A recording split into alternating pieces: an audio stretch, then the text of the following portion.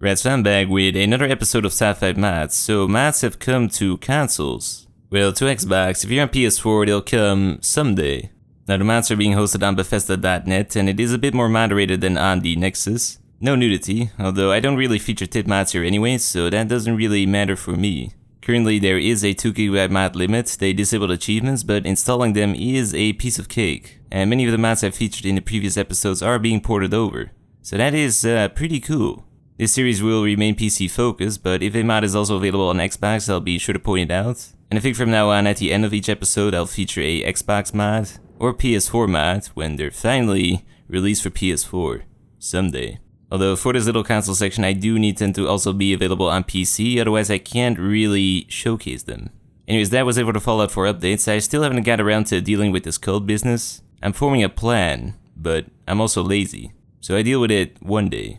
And with all of that out of the way, we're gonna get to this week's list.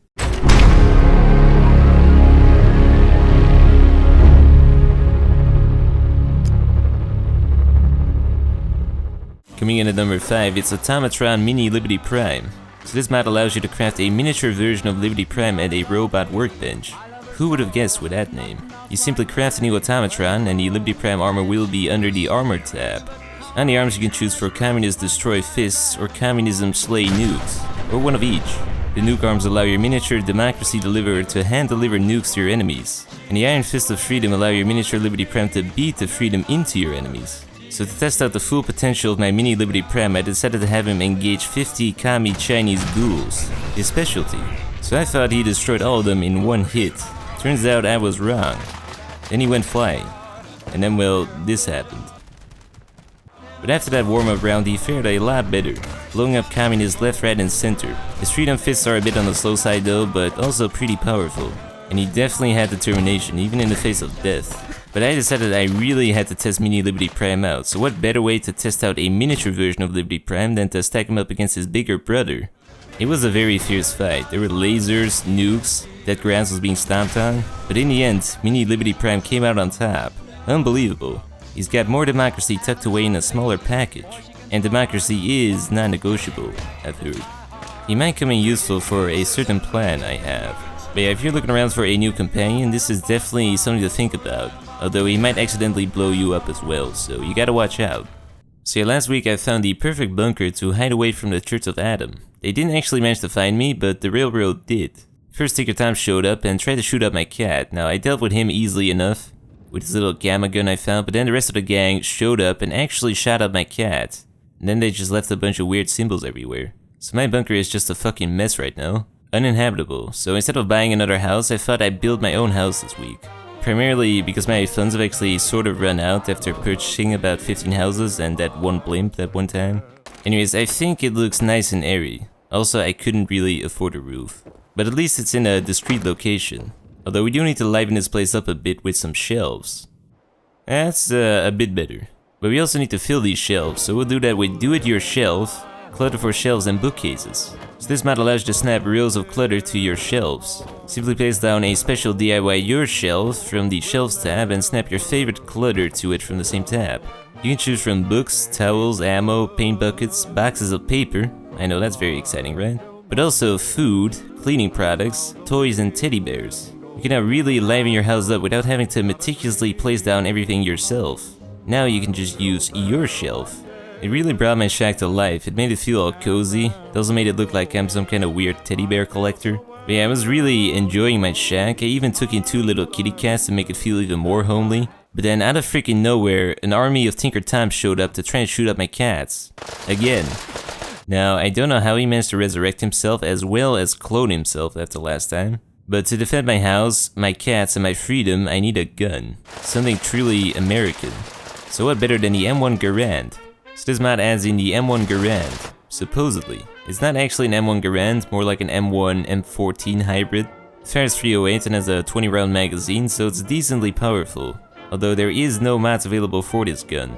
It does however have an Enclave variant which has a cool woodland pattern, but that is about it. So yeah, this gun looks okay overall, but the animations aren't really all that great. Especially the charging handle when reloading, it just looks a bit off. But it was all I had, so I fought hard with my M1 Garand 14. I tried to take on the Tinker Tom horde, with my determination and surplus of stimpaks. But their volume of fire was just too large and the grand fire too slow. I needed something better.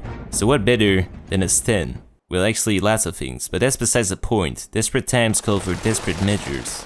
So this mod adds in the defense gun, but I'm just gonna call it the Sten. It's a submachine gun that fires the 38 special round by default, but you can upgrade it to fire 45 ACP if you want a bit more punch. But this thing looks good, the reloading animations work, and is pretty customizable. You can attach a bunch of different barrels, magazines, scopes, and stocks, like a cheap skeletonized stocks or a fancy wooden stock if you've got a more refined taste. So overall, a very nice weapon. The higher volume of fire seemed to hold out the horde of Tinker Toms a bit longer, but it still wasn't enough. To deal with the wall of incoming bullets, I needed better armor. I needed T49 Armor of the Storyteller. So this mod adds in a very badass set of power armor, the T49, and it is also out on Xbox. It comes in a few different flavors. The military paint job is a mix between a dark green torso and black legs. The Institute flavor is clean and white, like vanilla ice cream. And if for some reason you're still with the railroad, they also offer you a paint job, a black paint job with a little white lantern symbol. And then there is also two paint jobs that are even cooler. First up, the Desert Recon paint job. This paint job reduces fusion core drainage because apparently it's solar powered, supposedly. And also comes with a nice desert camo and a little thing on your left shoulder. But if you don't like deserts, there's also White Death. This paint job stabilizes your aim and gives you wall hacks. But if you're still not convinced, it also gives you an extra eyepiece, a hood, Arctic camo, and an antenna on your back. It's safe to say that this is some pretty cool power armor. But even with this power armor, there was just no end to the Tinker Toms. I realized my shack was lost, so I said my goodbyes to my kitty cats and just flew off.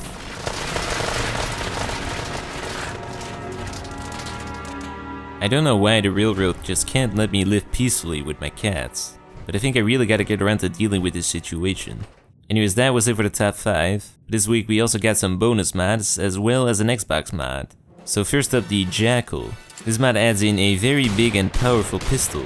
It's almost like you're compensating for something else when you're using this pistol. But it fires the 30mm round, it has a very long barrel, some holy engravings, and it looks okay. It looks a bit flat though.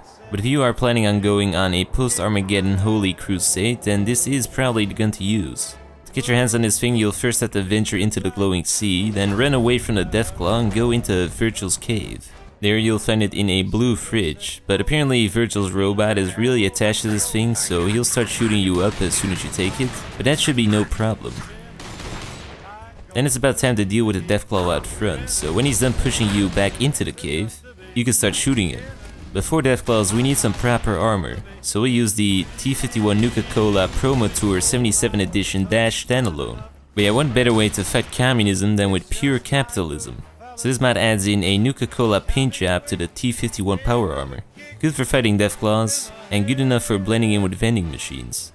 Almost indistinguishable. And now the time has finally come for the Xbox mod. It's the lone DOVAHKIIN Dragon Shouts in Fallout. So this mod adds in DOVAHKIIN Shouts from Skyrim to Fallout 4. So there is a bunch of shouts available. We've got Aura Whisper, which allows you to detect life. Become Ethereal makes you invulnerable for a very short period of time. Bend Will makes enemies fight for you, which is handy for taming Deathclaws and even good for starting a Raider Civil War. And then when your last companion is left standing, you just give him a gentle pat on the back. Okay, maybe that pistol is heavier than I thought. Disarm is pretty straightforward, it just disarms your enemies. We've also got Dragon Rend, but since there's no dragons in this game, it shoots down vertibirds in a single hit. It's really good for just cleaning up the sky. Fire Breath makes you breathe fire. I felt a bit bad for these raiders, so I decided to cool them down with some Frost Breath, and then to cool them off even more with Ice Storm. But this sort of just froze the flames and didn't actually help. Oh well. Slow time slows down time to a crawl. And finally, Unrelenting Force. This one pushes back your enemies just a little. Okay, maybe a lot. The raiders really are not having a good day today. So that was it for this week's mods. Some very solid mods in there yet again. Now, I won't be able to cover the next 5 weeks, unfortunately, because I've got some midterms coming up, and literally straight afterwards I'm going on a little trip to Texas. Austin to be exact. I'll be at RTX for the last 2 days. So yeah, during that time I can't really make these episodes. I have, however, pre-prepped some other videos which will be uploaded during those weeks. But this series will be on a little hiatus. But after that hiatus I should be back with more top quality mods. But yeah, that was pretty much it, so I welcome the new console mod enthusiasts if they're here. I honestly have no idea. And until next time.